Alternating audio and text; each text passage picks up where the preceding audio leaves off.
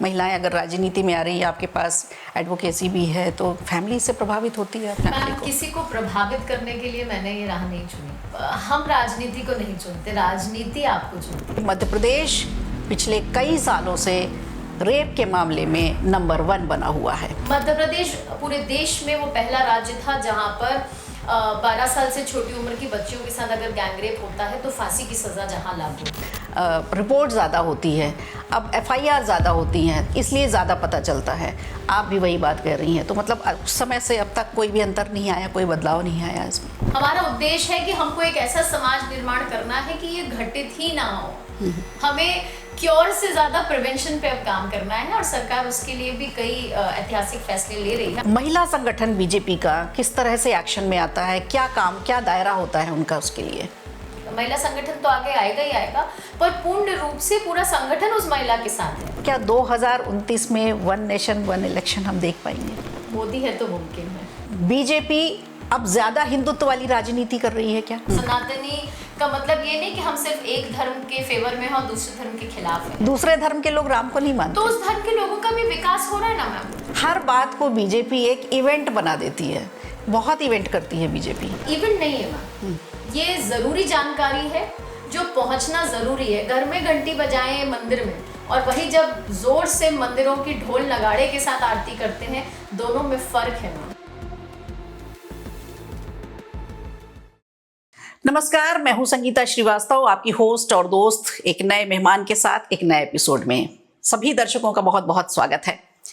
और कई बार देखिए, जब हमारे दिमाग में ये चीज़ें आती हैं, हमारा कोई काम नहीं होता, सिस्टम की लापरवाही सामने आती है, सिस्टम से की गड़बड़ी सामने आती है, तो मन में सवाल होता है कि क्या करें, कहाँ जाएं, किससे पूछें, सरकार से सीधे बात कैसे करें। तो सरकार से बात करने के लिए उनके स्पोक पर्सन होते हैं, और आज हमने अपने स्टूडियो में बीजेपी के स्पोक पर्सन, भोपाल जिले की उपाध्यक्ष और एडवोकेट गुंजन चौकसे को बुलाया है। गुंजन जी, बहुत बहुत स्वागत है आपका हमारे स्टूडियो में। आपने समय दिया और हमारे तमाम दर्शकों के जो सवाल हैं, आज उनकी तरफ से मैं आपसे सवाल पूछने वाली हूँ। मेरा सौभाग्य है आपके स्टूडियो में। कैसी हैं आप? एकदम बढ़िया, thank you so much for inviting. तो सवाल देखिए बहुत सारे हैं पूछने के लिए, लेकिन हम शुरुआत करेंगे आपसे कि आप एडवोकेट भी हैं और फिर राजनीति में भी आई, तो आपका प्रोफेशन वैसे ही इतना बढ़िया है, महिलाओं की तरफ से आप लड़ना चाहें और जो भी सिस्टम की खराबी है उनकी तरफ से अगर आप अपनी बात रखना चाहें, तो आप कानून के तरीके आपके पास हैं बहुत सारे। फिर राजनीति में आना आपका क्यों हुआ? क्या राजनीति में आकर के ही आप अपनी बात पूरी रख पाएंगी? देखिए मैम, सवाल बहुत अच्छा है और बहुत गहरा है। लीगल प्रोफेशन की जब बात करती हूँ तो कानून के लिए जब लड़ाई लड़ते हैं तो वो एक इंडिविजुअल के लिए लड़ते हैं। जब कोई एक व्यक्ति अपनी व्यथा लेकर आता है तो उसको न्याय दिलाने के लिए लड़ते हैं। और राजनीति और कानून का क्षेत्र है, दोनों एक दूसरे से अलग रहा नहीं है, ये दोनों पूरक है। और दोनों का जो एक जिसे कहते हैं कि डेस्टिनेशन जो है वो सेम है, गोल जो है वो सेम है, मंशा जो है वो मेरी सेम है। बस दो राह की जगह उस कॉमन राह पे अब मैं चलने की कोशिश कर रही हूँ। राजनीति में आई हूँ, इसका मतलब ये नहीं कि मैंने वकालत छोड़ी। वकालत का काम भी चल रहा है, जो इंडिविजुअल है उन्हें न्याय दिलाने की जो प्रक्रिया है वो भी चल रही है। बस फर्क ये है कि राजनीति में आप एक कॉमन प्लेटफॉर्म है, आप पूरे समाज निर्माण की तरफ आगे बढ़ते हैं, आप राष्ट्र हित की तरफ आगे बढ़ते हैं, और वही कानून के क्षेत्र में आप व्यक्ति के हित के लिए आगे। मतलब राजनीति में प्लस कानून की अगर जानकारी है तो आप बेहतर दे सकती हैं सेवाएं। मुझे ऐसा लगता है, क्योंकि अधिकारों की जब बात होती है तो अब तो हम मास अधिकारों की बात करें ना, हम मास लोगों तक, एक जनता जनार्दन जिसे कहते हैं, उनके न्याय की अब हम बात कर रहे हैं। और भारतीय जनता पार्टी जिस परिवार में मैं जुड़ी हूँ, ये मेरा सौभाग्य है कि भारतीय जनता पार्टी का तो मंशा ही जनहित है, इच्छा ही राष्ट्र हित है। हमारे देश के प्रधानमंत्री तो कहते हैं ना कि सबका साथ, सबका विकास, सबका विश्वास और सबका प्रयास। तो मैम उस सब में तो मैं भी आती हूँ, बिल्कुल उस सब में आप भी आते हैं, बिल्कुल। तो मुझे ऐसा लगता है कि हमें इस सर्कल से बाहर रह के बात करना सबको बहुत आसान लगता है कि सरकार का क्या काम है, सरकार का क्या काम नहीं है। आरोप प्रत्यारोप एक जनरल पब्लिक बहुत आसानी से लगा पाती है, मेरी सोच नहीं, लेकिन हमेशा आप से ये थी। सरकार की तरफ से बात रख रही हैं अपनी कि जनरल पब्लिक आसानी से सवाल उठा देती है और ये बहुत कठिन होता है, लेकिन ये जनता ही जनार्दन होती है, जनता ही अपने जनप्रतिनिधि चुनती है और फिर सवाल तो वो करेगी। नहीं, मैं ये नहीं कहना चाह रही हूँ। आप बिल्कुल, सरकार से सवाल करने का अधिकार है जनता का। मैं एक दूसरे पहलू पे बात कर रही हूँ। हम बाहर रहकर बात करते हैं सरकार के लिए, लेकिन क्या हम कभी खुद सोचते हैं कि हमें भी उसी सरकार का अगर हम अंग बनकर काम करें, योगदान हमारा क्या है समाज के प्रति? बस वही मेरी सोच थी कि मैं एक लॉयर हूँ, कानून के लिए लड़ाई लड़ी रही हूँ लोगों की, तो क्यों ना इस सरकार का पार्ट बन के राजनीति के माध्यम से इसको और जनता तक पहुंचाने का काम करूं। बस एक मतलब राजनीति में आने का फैसला आपका सही है। कहने का मतलब है कि फैमिली क्या प्रभावित होती है इससे? महिलाएं अगर राजनीति में आ रही है, आपके पास एडवोकेसी भी है, तो फैमिली से प्रभावित होती है आपकी? कितना टाइम दे पाती है फैमिली को? किसी को प्रभावित करने के लिए मैंने ये राह नहीं चुनी, और ये हम राजनीति को नहीं चुनते, राजनीति आपको चुनती है। ये तो कर्म और धर्म दोनों में साथ चलता है। अगर आप कर्म उस राह पर बढ़ते जाएंगे तो भारतीय जनता पार्टी तो वैसे ही उनकी जो निगाहें हैं वो चौकन्नी रहती हैं और वो चुन लेती हैं, दूर से ही देखती हैं, परखती हैं और लोगों को चुनती हैं। भारतीय जनता पार्टी का तो उद्देश्य यही है ना मैम, कि जो भी अच्छा काम करना चाहने की अगर मंशा रखता है, राष्ट्र हित के लिए जो काम करना चाहता है, जनता के हित के लिए जो आगे आना चाहता है, भाजपा में उसका स्वागत है और भाजपा यही करती आ रही है। बिल्कुल, लेकिन भाजपा के स्पोक पर्सन है आप। सवाल हमारा आपसे सबसे पहले और सबसे बड़ा सवाल है, जो आज एक बहुत बड़ी चिंता का विषय भी बना हुआ है, कि मध्य प्रदेश पिछले कई सालों से रेप के मामले में नंबर 1 बना हुआ है।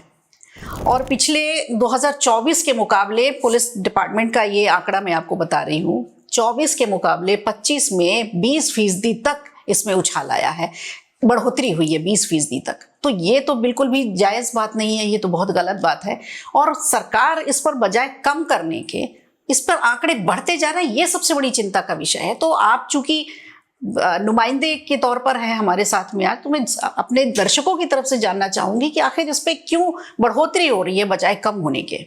देखिए मैम, ये राजनीतिक मुद्दा नहीं है, ये बहुत बड़ा सामाजिक मुद्दा है, बहुत संवेदनशील मुद्दा है।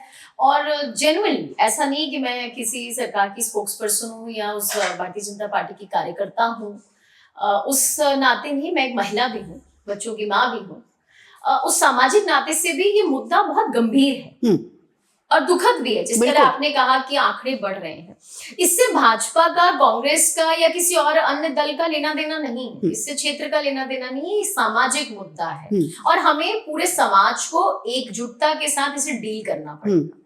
देखिए, रही बात जो आप आंकड़ों की बढ़ोतरी की बात कर रहे हैं, वो कहीं ना कहीं मैं उसका दूसरे पहलू पे बात करूंगी।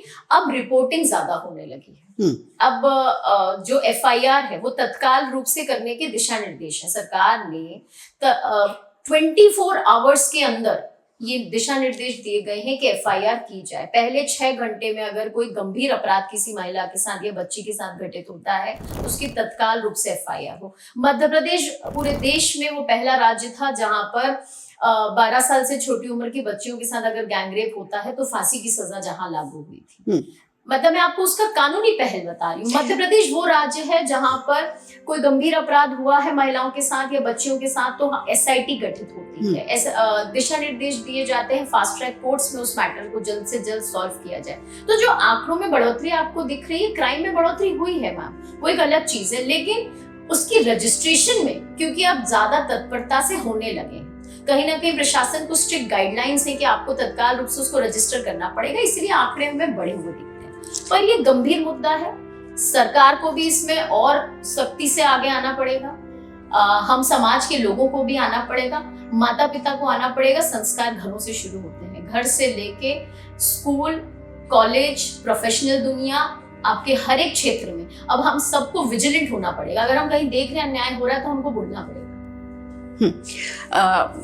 मुझे याद आ रहा है जब शिवराज सिंह चौहान जी मध्य प्रदेश के मुख्यमंत्री थे, तब उन्होंने भी एक यही बात कही थी कि अब रिपोर्ट ज़्यादा होती है, अब FIR ज़्यादा होती हैं, इसलिए ज़्यादा पता चलता है। आप भी वही बात कह रही हैं, तो मतलब समय से अब तक कोई भी अंतर नहीं आया, कोई बदलाव नहीं आया इसमें? मैम मैं वही आपको कार्यकाल की बात कर रही हूँ। ये व्यक्ति विशेष की बात नहीं है, ये सरकार की बात है। और सरकार में क्योंकि रिपोर्टिंग मध्य प्रदेश में नो डाउट बहुत वो जल्दी समय होती है। सीएम थे, सवाल उनसे था, और आज मोहन यादव की सरकार है, आप उनकी तरफ से बात रखने के लिए हमारे साथ हैं, तो फिर सवाल वही है, आंकड़े वही हैं, आंकड़े भी बढ़ते जा रहे हैं, समस्या खत्म नहीं हो रही है। मैम और स्ट्रिक्टनेस आई है, सरकार ने और रिपोर्टिंग तेजी की है, और ये तो कहीं ना कहीं अच्छी बात है मैम। अगर हम बच्चियों में अवेयरनेस आया है, माता पिताओं में अवेयरनेस आया, अगर कहीं क्राइम घटित हो रहा है, वो तत्काल रूप से आके थाने में उसकी रिपोर्टिंग कर रहे हैं। इस बात से तो मैं पुलिस सहमत उस पे संज्ञान ले रही है, उस पे इन्वेस्टिगेशन तत्काल रूप से शुरू हो रहा है। पहले जो बातें दबी रहती थी घरों में, अब वो सामने आ रही है प्रत्यक्ष रूप से, उस पे कार्रवाई हो रही है, तो हमें आंकड़ों में बढ़ोतरी दिख रही है। लेकिन इसके साथ साथ सिर्फ आंकड़ों में बढ़ोतरी करना उद्देश्य नहीं, हमारा उद्देश्य उसको खत्म करना है। हमारा उद्देश्य है कि हमको एक ऐसा समाज निर्माण करना है कि ये घटित ही ना हो।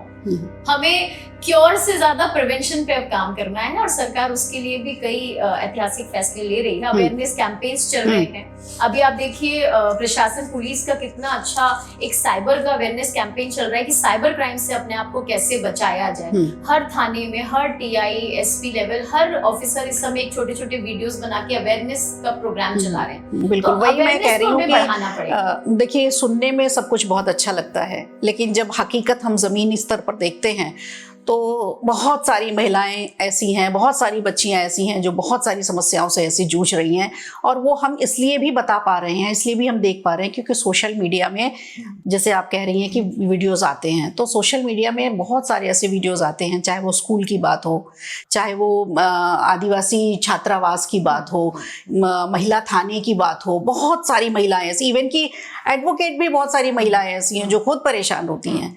तो सरकारी सिस्टम कहाँ फेल हो रहा है? देखिए, मैं उन महिलाओं को, उन बच्चियों को आपके एक प्रतिष्ठित चैनल के माध्यम से भी एक संदेश देना चाहती हूँ।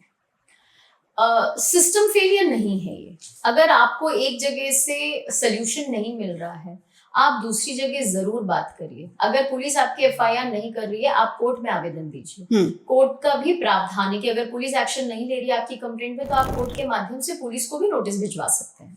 तो और डॉक्टर मोहन यादव जी की सरकार है मैम, ये तो पहले दिन से कह रही है कि हम किसी भी रूप में अपराध को पनपने नहीं देंगे। नो टॉलरेंस की रीति नीति पे चलने वाली सरकार है। आपने देखा था जब उन्होंने शपथ ली थी एज अ मुख्यमंत्री, उस पहले ही माह में 3 से 4 पुलिस अधिकारियों के ट्रांसफर हुए थे, सस्पेंशन हुए थे। ये दिखाता है कि अगर नेग्लिजेंस किसी उनके अपने अधिकारी ने भी किया है, तब भी उस पर कार्रवाई होगी। तो ये सरकार, ऐसा नहीं है, सिस्टम फेलियर नहीं है मैम। हाँ, व्यक्ति फेलियर हो सकता है। किसी एक व्यक्ति ने अगर आपकी परेशानियों पे सोल्यूशन नहीं दिया या एक्शन नहीं लिया, उसकी शिकायत आप दूसरी जगह कर सकते हैं। और अब तो कई प्लेटफॉर्म, सीएम हेल्पलाइन है, कई एनजीओ है, मानव अधिकार आयोग है, विमेन कमीशन है, कई सीएम हेल्पलाइन की आपने बात की। बहुत सारी शिकायतें ऐसी आती हैं कि सीएम हेल्पलाइन में फोन नहीं लगता, फोन कोई उठाता नहीं है, शिकायत करने के बाद भी उनकी शिकायत सुनी नहीं जाती। इवन की कांग्रेस नेता उमर सिंघार जी ने भी यही बात कही है कि सीएम हेल्पलाइन में कहाँ बात करें, कोई फोन ही नहीं उठाता। मैम देखिए, रही बात उमंग सिंघार जी की, तो ये तो सिर्फ एक हर एक मुद्दे पर किस तरह राजनीतिक रोटियां सेकने का काम वो लोग करते हैं। तो मैं अभी इसको कांग्रेस या भाजपा नहीं करना चाहती। सीएम हेल्पलाइन बहुत एक्टिव है मैम पूरे मध्य प्रदेश में, और बहुत अच्छा उसमें काम हो रहा है। ऐसा नहीं है कि मैं उस पार्टी की कार्यकर्ता हूँ इसलिए आपसे कह रही हूँ, बट जेन्युइनली बहुत अच्छा काम हो रहा है। सीएम हेल्पलाइन पे तत्काल रूप से कॉग्निजेंस लिया जा रहा है, एक्शन लिया जा रहा है, कंसर्न पुलिस स्टेशन पे रिपोर्टिंग हो रही है कि ये क्यों, इस पे क्या करना है, और अपराध को बहुत जल्दी, ताकि हम उस सोल्यूशन पे पहुंचे, उस पे काम हो रहा है। और रही बात अगर कहीं कमी पेशी, तो हमारे तो मुख्यमंत्री भी इतने जनता के साथ घुले मिले हैं कि ऐसा नहीं है। मुख्यमंत्री जी के अपने दफ्तर में भी लोग आके इस बात को रखते हैं और उस पर भी संज्ञान लेते हैं। ट्विशा मामला की अगर मैं बात करूं, आप देखिए, संवेदनशील था। मुख्यमंत्री जी ने पर्सनली फैमिली से मुलाकात की, उस पर मॉनिटरिंग की, तत्काल रूप से एक्शन लेने की बात की, और अगर कहीं नेग्लिजेंस जिस अफसर का पाया गया उसको भी हटाया।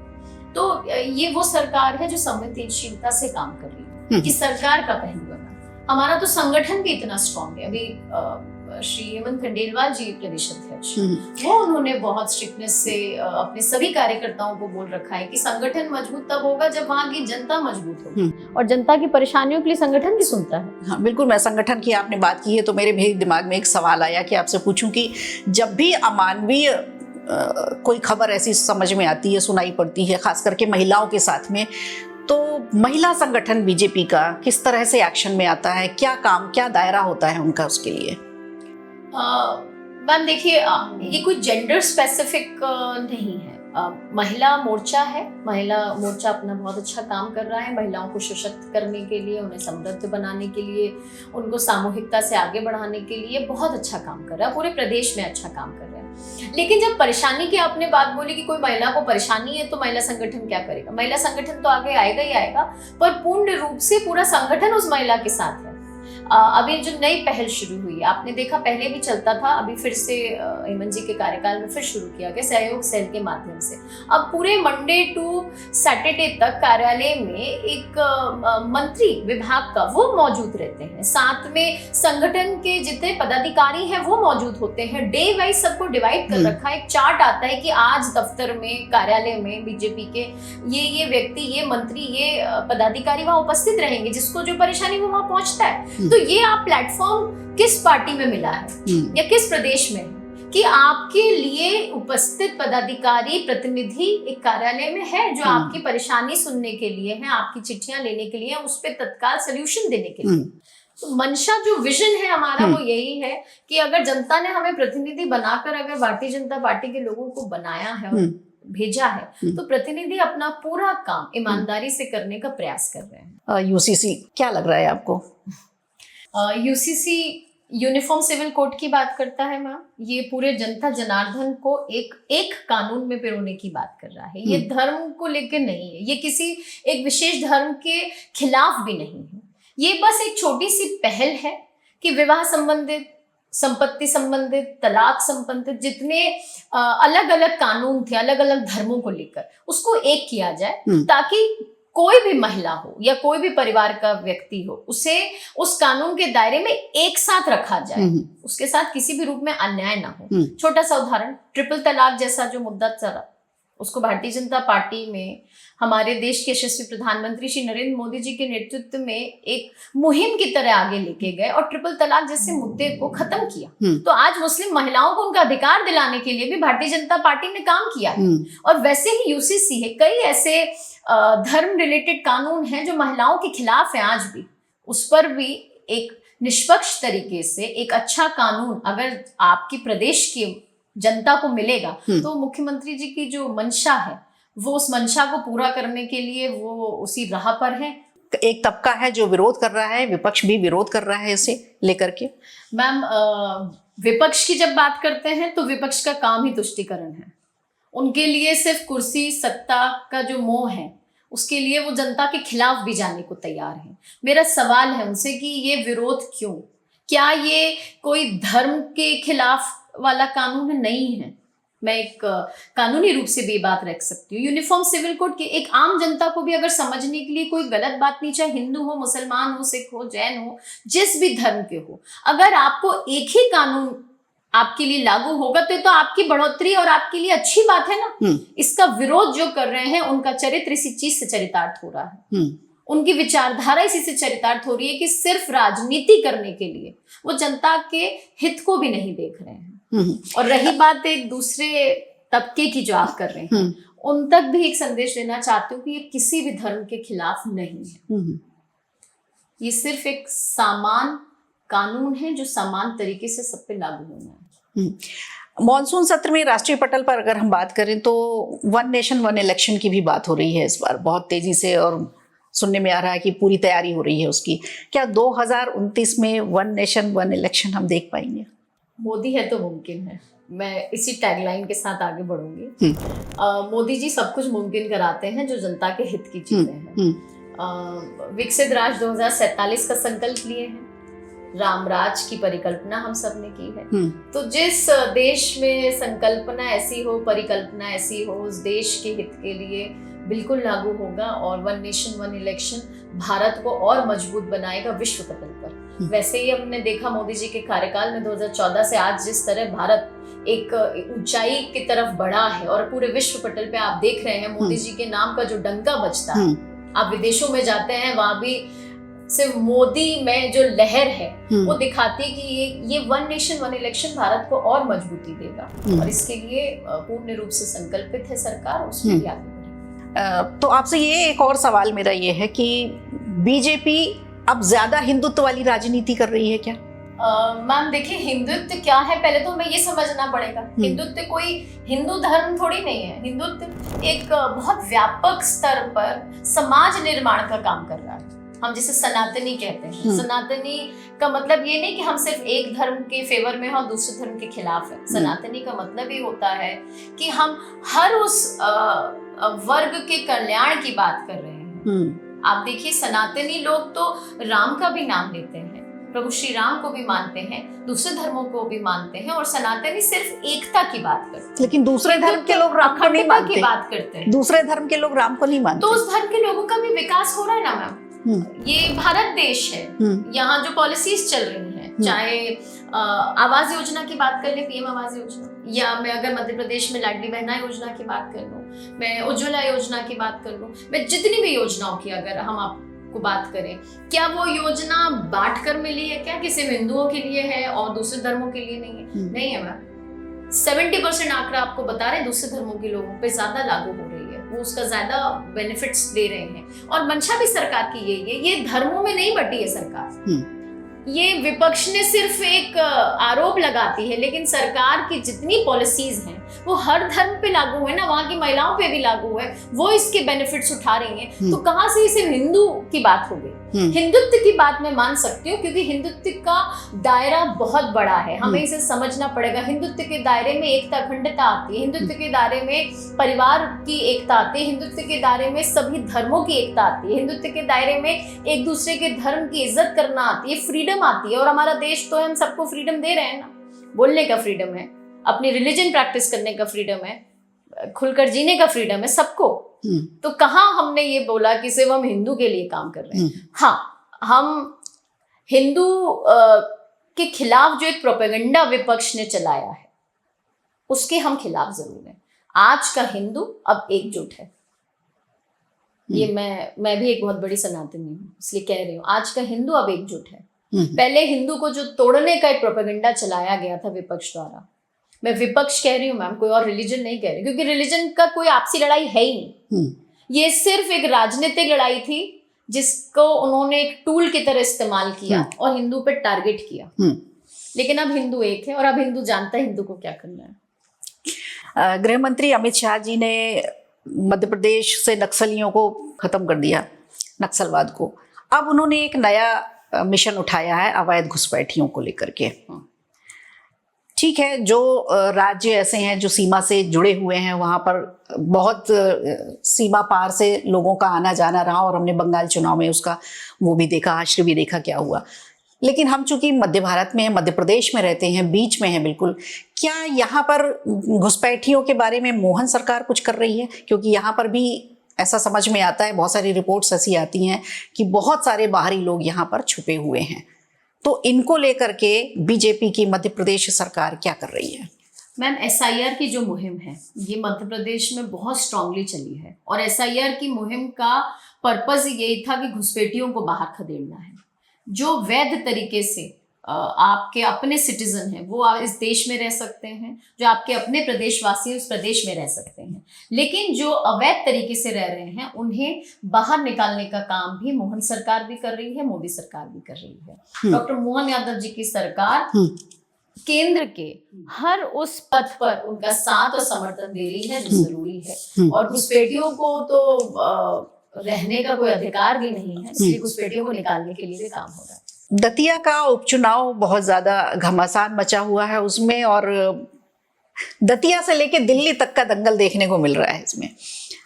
कई बार चीजें ऐसी समझ में आती हैं कि मध्य प्रदेश में देखिए 2 ही प्रतिद्वंदी दल हैं आपस में, बीजेपी और कांग्रेस। हमेशा से ही प्रतिद्वंदिता इन दोनों में ही देखने को मिली, कोई तीसरे के लिए कोई गुंजाइश ही नहीं रही। लेकिन इस बार ऐसा लगा उपचुनाव में दतिया के कि बीजेपी वर्सेस बीजेपी हो रहा है। कितनी उम्मीद रखती हैं आप दतिया उपचुनाव से बीजेपी की सीट लाने में? मैम आपने एक शब्द यूज किया दंगल। मुझे तो दंगल नहीं, मुझे सब मंगल ही मंगल दिख रहा है। आप देखिए ना, मंच पे सब साथ है। कहाँ मंच पे आपको दो अलग लोग दिखे? पूरा बीजेपी का जो परिवार है मध्य प्रदेश का, वो पूरा मंच पे एक साथ है। कह रहे हैं ना आपने तो, हमारे डॉक्टर नरोत्तम मिश्रा जी कह रहे हैं कि ये चुनाव जीत के रहेंगे हम दतिया। इससे अच्छी बात और उस परिवार में क्या हो सकती है कि मिश्रा जी कह रहे हैं हमें उन्हें जिताना है। अगर मिश्रा जी तिवारी जी को जिताना चाहते हैं तो दंगल नहीं, इसे मंगल कहते हैं मैम। और यही भाजपा है, यहाँ एकता से, सामूहिकता से ये पूरा परिवार के रूप में आगे बढ़ते हैं। क्योंकि हमारे लिए कुर्सी का लोग न मोह है किसी को, न कुर्सी तक किसी को पहुंचना है। कुर्सी सिर्फ एक माध्यम है प्रतिनिधि बनने का, कि हम जनता तक कैसे पहुंचे, जनता का काम कैसे करें। तो जिस तरह मध्य प्रदेश में कांग्रेस को पूर्ण रूप से बाहर का रास्ता दिखाया गया था लोकसभा चुनाव में, 29 के 29 सीट पे भारतीय जनता पार्टी ने कमल खिलाया था, वैसे ही दतिया के उपचुनाव में भी कमल फिर से खिलेगा और फिर से जनता के चेहरे पे वही मुस्कान बैठेगी। अब ये तो रिजल्ट आएगा तब समझ में आएगा कि बीजेपी किधर जा रही है, क्या कांग्रेस को वहां मौका मिल रहा है, क्योंकि कांग्रेस भी पूरा दम लगा रही है। अब एक और बात समझ में आती है कि जैसे ही कोई चीज होने वाली होती है, चाहे वह चुनाव का कोई मौका हो या फिर बजट आना हो, बजट आने के बाद कोई बिल आना हो, हर बात को बीजेपी एक इवेंट बना देती है। बहुत इवेंट करती है बीजेपी। तो अच्छी बात है ना मैम, मास तक बात पहुंचती है। हम घर में बैठ के अकेले योगा करें, उदाहरण दे रही हूँ, तो उससे किसका फायदा? सिर्फ हमारा अपना। जब हम सामूहिक योगा करते हैं, हम उस इवेंट बनाते हैं, हम तो कहते हैं कि सारे 1 लाख लोग साथ में योगा करेंगे, तो हमने तो उन 1 लाख का फायदा किया ना, उनके अपने स्वास्थ्य को ठीक किया। तो इवेंट शब्द इस्तेमाल जरूर हो रहा है, लेकिन विजन है कि एक मास फर्क आए। अब बजट का आपने जिक्र किया, अगर बजट आ गया, बजट किताबों में आके बंद हो गया और आम नागरिक को पता ही नहीं चला कि उसके बेनिफिट्स क्या हैं, तो वो क्या फायदा देगा? तो आम जनता तक राष्ट्र की जो रीति नीति है, जो पॉलिसीज हैं, वो आम जनता तक पहुंचाना, ये हमारा संकल्प है। अब उसको नाम आप इवेंट कर दें या उसको अवेयरनेस प्रोग्राम का, नहीं, बात एक ही है। बजट आने के बाद जो कार्यक्रम बीजेपी मध्य प्रदेश ने किया था, उस कार्यक्रम में मैं भी पहुंची थी, आपसे मुलाकात भी हुई थी हमारी। लेकिन मुझे यही लगा कि इतना बड़ा कार्यक्रम जो हो रहा है, उस एनर्जी को कहीं और यूज किया जा सकता था, कुछ और काम किए जा सकते थे। बहुत सारे तबके ऐसे पड़े थे, बहुत सारे चीजें ऐसी पड़ी थी जिस वहां पर भी उस एनर्जी को यूज किया जा सकता था। मैम वहां पर भी हो रहा है, पर ये भी जरूरी है, अवेयरनेस बहुत जरूरी है। चीजें आके रह जाएं, बंद होके एक पेटी में बंद रहे, उससे बेटर है उसको निकाल के एक एक जनता तक पहुंचे कि सरकार चाह क्या रही है और सरकार की पॉलिसी क्या है। हमें काफी अच्छा रिस्पॉन्स मिला था मैम। एक बजट का एक प्रोग्राम हमने महिलाओं के लिए एक संवाद रखा था। हमने हर वर्ग की महिलाओं को बुलाया था, बिजनेस वर्ल्ड की महिलाओं को बुलाया था। मैं स्वयं उस प्रोग्राम में थी। हमने जब उनसे चर्चा की तो महिलाओं को जब ये पॉलिसी के बारे में पता चला तो बहुत अच्छा रिस्पॉन्स था। महिलाओं का कहना था कि अगर ये आज प्रोग्राम नहीं होता तो हमें पता ही नहीं चलता। कई ऐसी पॉलिसीज हैं। अभी हम लोग ने एक छोटा सा प्रोग्राम किया था कि स्टार्टअप पॉलिसीज, तो जितनी स्टार्टअप जो अभी स्टार्ट की हैं एंटरप्रेन्योर्स, विमेन एंटरप्रेन्योर्स स्पेशली, उन्हें पता नहीं था कि उनके लिए क्या सरकार ने रिबेट्स दिए हुए। जितना उनके लिमिटेड सीए बताते हैं उतना वो उसको फॉलो करती हैं। लेकिन अगर मास लेवल पे हमने बताया तो उन्हें बहुत से बेनिफिट्स पता चले। उन्होंने जाके अपने सीए से सवाल किया कि ये हमें नहीं पता था। तो ये कई बार इवेंट नहीं है मैम, ये जरूरी जानकारी है जो पहुंचना जरूरी है। घर में घंटी बजाएं मंदिर में, और वही जब जोर से मंदिरों की ढोल नगाड़े के साथ आरती करते हैं, दोनों में फर्क है मैम। महिलाओं के लिए मोहन सरकार की तरफ से ऐसी कोई 3 योजनाएं बताइए जिसमें वो अर्न कर सके अपने लिए। बहुत सारी योजनाएं, बहुत सारी हैं, लेकिन बहुत इजीली जो कोई भी महिला आसानी से समझ पाए।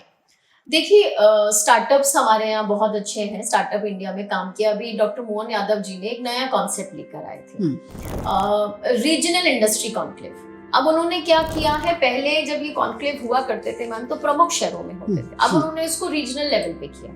उज्जैन में हुआ, इंदौर में हुआ, भोपाल में हुआ, नर्मदापुरम में हुआ, जबलपुर में हुआ, छोटे छोटे शहरों में हुआ, सागर में हुआ, अनगिनत रीजनल इंडस्ट्रियल कॉन्क्लेव हुए। तो वहां के जितने एंटरप्रेन्योर्स हैं उन्होंने उसमें हिस्सा लिया, बाहर के जितने लोग हैं उन्होंने उसमें निवेश किया। तो जब आपके क्षेत्रों में, जब आपके शहरों में बाहर की कंपनीज ने आके निवेश किया तो जेन्युइनली एम्प्लॉयमेंट बढ़ा। एम्प्लॉयमेंट बढ़ा तो एम्प्लॉयमेंट पुरुषों के लिए भी बढ़ा, महिलाओं के लिए भी बढ़ा। तो एम्प्लॉयमेंट बढ़ाने के लिए, युवाओं के लिए, महिलाओं के लिए सरकार ऐसी कई योजनाएं लेकर आ रही है जिसके कारण आप उसमें सशक्ति से आगे बढ़े और उन योजनाओं को आपको लाभ भी मिले। जो योजनाएं चल रही जैसे लाडली बहना, वो आपको समृद्धि तो दे रही है, मंथली कुछ पैसा आपके अकाउंट में आता है, तो आपको एक स्वावलंबी बनाने की कोशिश होती है गरीब वर्ग की महिलाओं को, उन्हें एट पार लाने की कोशिश किए जा रहे हैं मिडिल क्लास से। तो वो योजना के माध्यम से हम उन महिलाओं को सशक्त करते हैं। जो विमेन एंटरप्रेन्योर्स हैं, जो स्टार्टअप विमेन अभी चला रही हैं, उनको रिबेट मिला है, एक्स्ट्रा रिबेट मिला हुआ है कि अगर विमेन एंटरप्रेन्योर्स है तो उनको एक्स्ट्रा रिबेट सरकार दे रही है। तो ये उनके लिए एक प्रोत्साहन है ताकि हम और महिलाओं को देखें कि वो आगे आए, अपना बिजनेस स्टार्ट करें। टैक्सेशन पॉलिसीज में महिलाओं को लेकर बहुत सारा लाभ मोहन सरकार ने दिया है। तो ऐसा नहीं कि कोई एक चुनिंदा चीज, ओवरऑल डेवलपमेंट, महिला हो, युवा हो, उन सबके लिए सरकार समय एम्प्लॉयमेंट जनरेशन के लिए काम कर रही है और इसी दिशा में आगे बढ़ रही है। लाडली बहना योजना से बहुत सारी महिलाओं को ये वाकई में पैसे मिल रहे हैं। फ्री बीज को लेकर के सुप्रीम कोर्ट में याचिका भी अभी लगाई गई और माननीय का एक बयान भी आया उसमें कि हम जब हमें समय होगा तब हम इस पर बात करेंगे। तो उस पर थोड़ा सा लोगों को अच्छा भी नहीं लगा। लेकिन मेरा सवाल वो नहीं, मेरा सवाल ये है कि लाडली बहना योजना तकरीबन 125 करोड़ के आसपास बजट जाता है इसका हर माह का। बहुत ज़्यादा कर्ज में आती जा रही है सरकार इसे लेकर के। कैसे पूरा करती है सरकार ये? मैम देखिए, ये तो सिर्फ कांग्रेस की एक बहाने थे कि हमें हमारे पास खजाना नहीं है, हमें खजाना खाली मिला, ये सिर्फ बहाने हैं। सरकार इसको कर्ज की तरह नहीं लेती। अभी सरकार के पास और कैपेसिटी है लेने के लिए। अगर मैं आपको टेक्निकल बात पे बात करूं, अभी मैंने थोड़ी देर पहले कहा कि हम एट पार लाना चाहते हैं महिलाओं को। जो महिलाएं आज जिस श्रेणी में आती हैं, अगर उन्हें सरकार का ये समर्थन मिल रहा है, वो अपने लिए कुछ कर पा रही हैं, अपने सपने बुन पा रही हैं। अमाउंट कई लोग कहते हैं कम है, बड़ा है, वो अमाउंट भी एक बहुत अच्छा अमाउंट है। उनसे महिलाएं अपने लिए कुछ कर पा रही हैं, उनको अपने घर वालों के सामने हाथ नहीं फैलाने पड़ेंगे। अब कई लोगों को बच्चों का अच्छा एजुकेशन दे पा रही हैं। तो ये तो फ्रीबीज की डेफिनेशन में हम क्यों ला रहे हैं? उन्हें जरूरत है, हम उसे एट पार लाना चाहते हैं। आप एक और आपको आंकड़े बता रही हूँ। कई डेटा जो आया है, कई महिलाओं ने अपनी स्वेच्छा से अपने आप को उससे विड्रॉ किया है कि अब हमें नहीं चाहिए। अच्छा, हम जो स्टेबिलिटी चाहते थे वो हमें मिल गई। अब हम ऐसा नहीं कि हम सिर्फ फ्रीबीज दे रहे हैं, हम ट्रेनिंग प्रोग्राम्स भी तो चला रहे हैं, महिलाओं को ट्रेनिंग भी दे रहे हैं। कई एनजीओस चल रहे हैं, हमारे स्व सहायता समूह चल रहे हैं जो महिलाएं अच्छा काम कर रही हैं। तो ये सिर्फ हम 2 लेवल को एक करने की कोशिश कर रहे हैं इसको। लेकिन मध्य प्रदेश ने एक ट्रेंड सेट कर दिया है। हर चुनाव में, हर राज्य में, हर दल इस तरह की चीजें करता है। कुछ ना कुछ फ्री में देने की चुनावी वादे उनके होते हैं। खैर, हम बात करेंगे। अब 2.5 साल करीब बीत चुका है मोहन सरकार को लेकर के। अब आगे 2.5 साल का समय बचा हुआ। इस 2.5 साल में क्या विजन रखती है बीजेपी की सरकार मध्य प्रदेश के लिए? छोटे छोटे उदाहरण, हमने पहला साल बनाया था युवाओं के लिए, युवा वर्ष घोषित किया, हमने महिला वर्ष घोषित किया, किसान वर्ष घोषित हुआ है। तो हम हर वर्ष एक लागू, मैं दोबारा बोलती हूँ उसको। हाँ, मेरे ख्याल से इस बार किसान का किया, महिला वर्ष नहीं दिया, इसलिए उसको महिला नेक्स्ट आने वाला है। यहाँ से लिखते हैं। देखिए मैम, सरकार 4 वर्ग के कल्याण के लिए संकल्पित है। किसान को समृद्ध बनाना है, युवाओं का कल्याण करना है, महिलाओं को और सशक्त बनाना है और गरीबों का कल्याण करना है। तो इन चारों वर्ग के लिए अब सरकार काम कर रही है। किसानों के लिए आपने देखा योजनाएं लेकर आए। किसान वर्ष अभी हमारा चल रहा है। पिछले बार हमने उद्योग वर्ष के रूप में बनाया था युवाओं को और एम्प्लॉयमेंट देने के लिए। आगे के कुछ वर्षों में हम महिलाओं के लिए काम करेंगे, गरीबों के लिए काम करेंगे। सेवा सुशासन की ये सरकार है और वही 2.5 वर्ष जिस तरह बहुत अच्छे से जो संकल्प है सरकार ने पूरे किए, ऐसे ही आने वाले 2.5 वर्ष में भी बचे हुए संकल्पों को पूरा किया जाएगा और चारों जाति को सशक्त बनाने के लिए हम काम करेंगे। बीजेपी की जो आइडियोलॉजी है वो निकली है पंडित दीनदयाल उपाध्याय के विजन से। आज की जो बीजेपी है, क्या अपने उसी रोड मैप पे चल रही है या उससे कहीं भटक गई? देखिए, भारतीय जनता पार्टी का पर्यायवाची ही मैं कहूंगी डॉक्टर श्यामा प्रसाद मुखर्जी और दीनदयाल उपाध्याय जी। ये कोई राह नहीं है जिससे हम चलना चाहते हैं और हम हट गए हैं। ये हर एक कार्यकर्ता के अंदर घुटकर अंदर तक है, पूरी तरीके से घुटी हुई है वो। हमारा वही पथ है, हमारा वही, उसी पाथ पे हम चलेंगे और तभी हम उस डेस्टिनेशन तक पहुंच पाएंगे। उन्होंने एक संकल्प दिया था अंत्योदय का, पंक्ति में खड़े हुए अंतिम व्यक्ति का भी कल्याण हो। तो आज भी भारतीय जनता पार्टी का जो विजन है वो पंक्ति में खड़े हुए अंतिम व्यक्ति के कल्याण का ही है, और वो तो हमारे रोम रोम में बसी हुई है उनकी आइडियोलॉजी। कौन से टॉप 3 लीडर्स हैं जो आपके लिए प्रेरणा बने हुए हैं बीजेपी के? मैम, बीजेपी लीडरशिप बेस्ड नहीं है, बीजेपी कार्यकर्ता बेस्ड है। हमारे लिए संगठन सर्वोपरि है, तभी तो बीजेपी कैडर बेस्ड पार्टी कहलाती है। यहाँ कोई लीडर नहीं बनना चाहता, यहाँ कार्यकर्ता बनना चाहते हैं। और बड़े से बड़ा लीडर भी जब बैठता है तो वो कार्यकर्ता की तरह बैठता है। जब हमारे बीजेपी की कई संगठनात्मक बैठकें होती हैं, अभी प्रशिक्षण शिविर हुआ, मैं बहुत सौभाग्यशाली हूँ कि इस प्रशिक्षण शिविर में शामिल हुई, तो वहां मैंने ये चीज नोटिस की कि यहाँ कोई लीडर नहीं है मैम। लीडर हमारे यहाँ जनता ही है, वही हमें लीड कर रही है। हम सब कार्यकर्ता हैं। और रही बात, हाँ, एज अ व्यक्ति विशेष, क्योंकि जब बचपन में पहली बार थॉट आया था कि राष्ट्र के लिए कुछ करना चाहिए, तब स्कूल में थी मैं और श्रीमती अटल बिहारी वाजपेयी जी को बहुत सुनती थी, देखती थी। तो तब से एक उनके तरफ एक अलग उनको अपना मार्गदर्शन की तरह देखना शुरू कर दिया था। तो हाँ, मैं उनका नाम बिल्कुल लेना चाहूंगी। और मोदी जी तो अब मेरा यही सवाल था, दुनिया सबके एक मॉडल हैं। हाँ। मेरे 2 छोटे बेटे हैं मैम, हाँ। वो भी मोदी में हैं। अच्छा। मुझे मदर्स डे पे अगर वो गिफ्ट देते तो मोदी जी की पेंटिंग बना के दी थी उन्होंने। अच्छा। तो ऐसा नहीं कि भारतीय जनता पार्टी में हूँ इसलिए कह रही हूँ। मोदी जी का जो मैजिक है मैम, वो आज देश के बच्चे बच्चे पर है। वो भी जानते हैं कि एक सशक्त नेतृत्व क्या होता है, इसकी डेफिनेशन मोदी जी ने दी है। कोई 3 ऐसी बातें जो आपको बहुत प्रेरित करती हैं मोदी जी के व्यक्तित्व से? अनगिनत बातें हैं, पर हाँ, आपने 3 प्रमुखता से पूछा है। तो पहला तो मुझे लगता है कि हम सब अधिकारों की बात करते हैं, मोदी जी ने कर्तव्य सिखाए हैं। आपका कर्तव्य क्या है? आप अगर इस देश के नागरिक हैं तो नागरिक होने के नाते आपके अपने कर्तव्य भी हैं। पर्यावरण को किस तरह आपको संवार कर रखना है। तो ये छोटे से कुछ उदाहरण उन्होंने ऐसे दिए हैं देश की जनता को, जिन्होंने कहा है कि अब कर्तव्यों की लड़ाई लड़ना पड़ेगा। अब सिर्फ अधिकारों पे बात मत करो, अपने कर्तव्यों को भी निभाओ। दूसरा, उन्होंने सनातनी भाव जगाया है। प्रभु श्री राम को सब मानते हैं मैम, आप और हम भी मानते हैं, लेकिन मानना और अब उस चीज को सार्वजनिक बोलना, ये हिम्मत उन्होंने दी है।